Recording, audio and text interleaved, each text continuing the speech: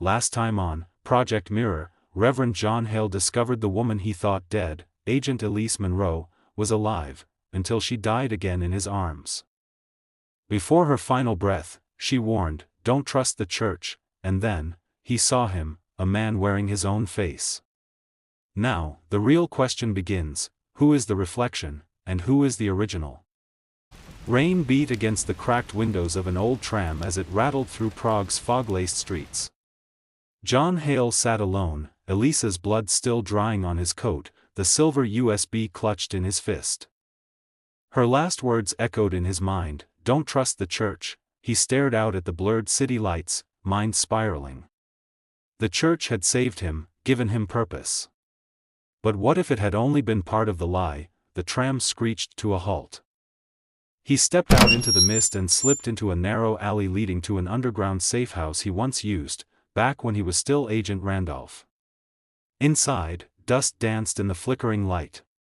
He connected the USB to a cracked terminal. A folder appeared: Mirror Project, Confidential. Files scrolled rapidly: medical reports, neural sync data, classified audio logs. Then one video began to play, a sterile white lab. Elise, alive, standing beside a man in a cassock, the same hooded figure who had just killed her. Subject 09 shows complete neural overlap, Elise said on screen. His memories have stabilized. He believes he's the original. The man beside her nodded. "Then it's time we release him," he said. The camera panned, showing another Hale, unconscious on a table, electrodes across his temples. Then the feed cut to static. Hale's heart pounded. There were two of him. One real. One fabricated. But which one was he?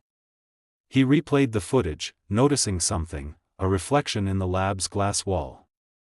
A logo etched faintly in the background, Order of St. Loraine, his own chapel. The truth hit him like a blade. The monastery that had given him sanctuary wasn't his salvation. It was the birthplace of the experiment. Suddenly, the terminal screen flickered. A live feed replaced the static.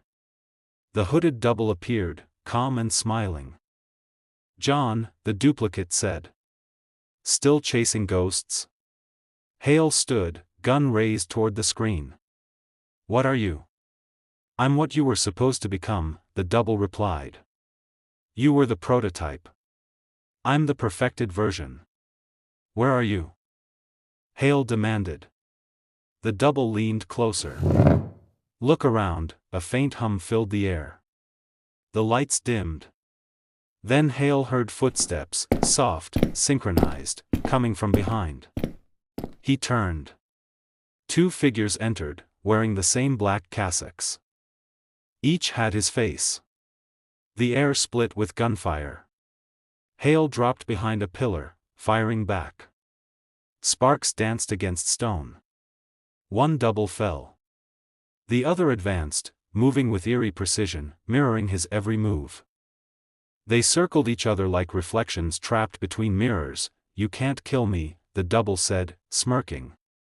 "You'd only be killing yourself." "Then let's see who bleeds first," Hale growled. He fired. The double staggered back, wounded, but grinned through the blood. "You don't understand, John," he rasped. "Every time one of us dies, the other inherits the memories." Hale froze. "What?" The double's voice softened. "It's how they built us. One consciousness. Split between bodies. Kill me, and you'll remember everything." For a long moment, Hale hesitated, gun trembling. Then he pulled the trigger. The double collapsed, eyes wide, whispering, "Welcome home, John."